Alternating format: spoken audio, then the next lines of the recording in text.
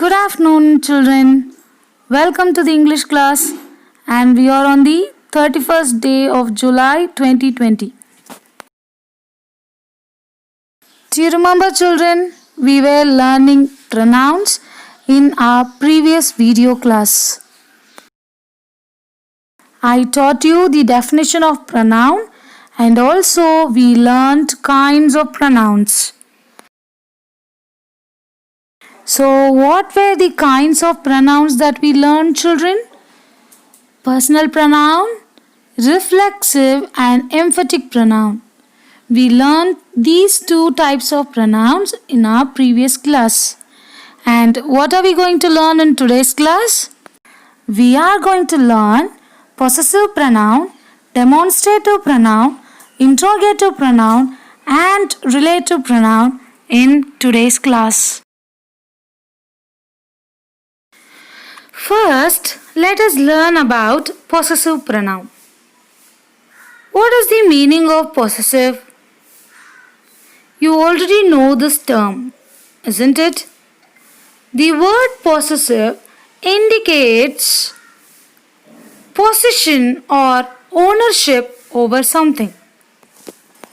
A possessive pronoun is a pronoun that is used to indicate possession or ownership. Now look at the example. This pen is my pen, not your pen. If you have to replace the noun pen and the personal pronoun my and your, how will you do it? You will use mine instead of my pen and yours instead of your pen. Now shall we read the example? This pen is mine, not yours. When you say mine, it shows the authoritative tone because the pen is yours. So in such case, to show ownership over a thing or a person or a place or any noun, we will use possessive pronoun. Now, can we read this example? It is his car. You can say it is his. To show that the car is his possession, we use his.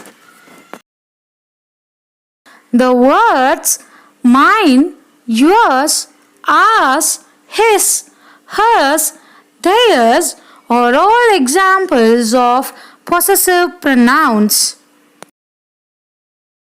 Now coming to demonstrative pronouns, the words which are used to indicate things which are near to you or the things which are far away from you are called as demonstrative words. This, that, these, those are demonstrative pronouns. Now children, can you pause the video and can you read these examples? You read the previous slide, isn't it? You read those examples. Now coming to this slide. What do you understand from the previous slide and this slide? When we refer to an object which is near to us and if it is singular, we use the demonstrative pronoun this. Whereas if it is far away, then we use the demonstrative pronoun that. And if the object which you are referring to is plural, then you use the words these and those. Now, what does the word interrogative mean? As you know already, interrogative is a word to represent questions. So now coming to interrogative pronouns. Now the word interrogative here makes it more obvious that interrogative pronouns would be nothing else but pronouns used to ask questions. Have a close look at these examples.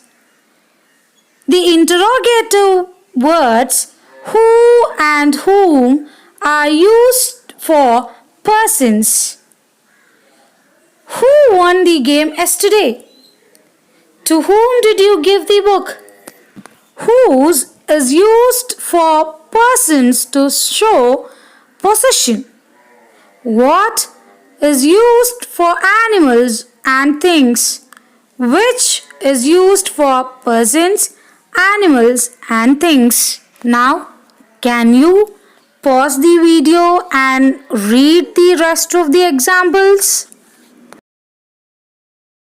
Now coming to the last types of pronoun, which is relative pronoun.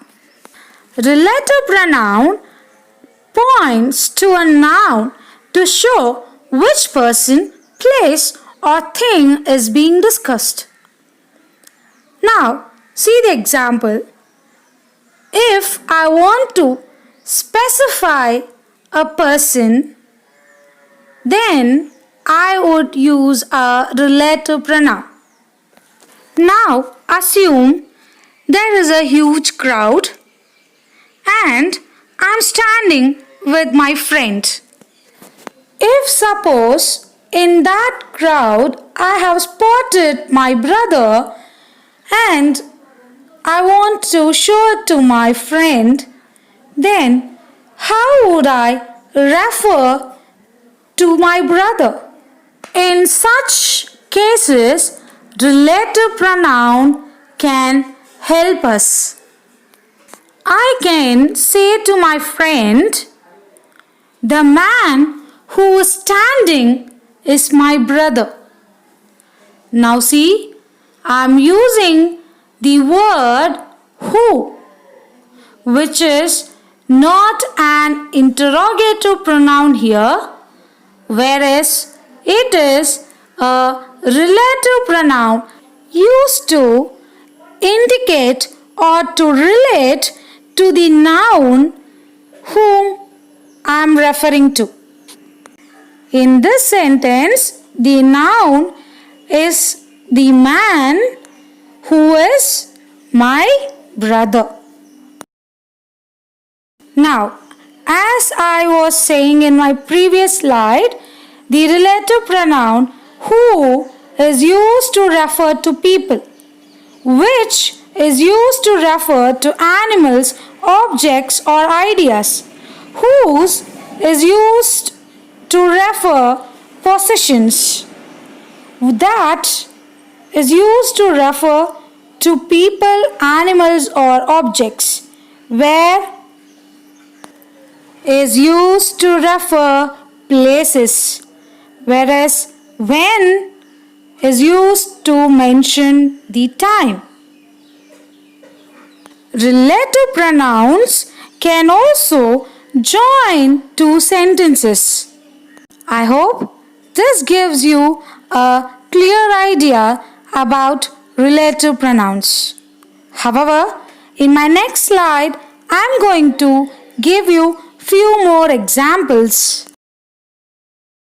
Kindly pause the video, take a note on relative pronoun and see whether these examples are matching with the definition or not.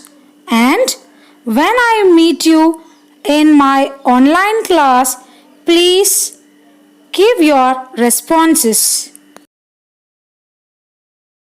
That's all for today, and with this we complete our topic pronouns.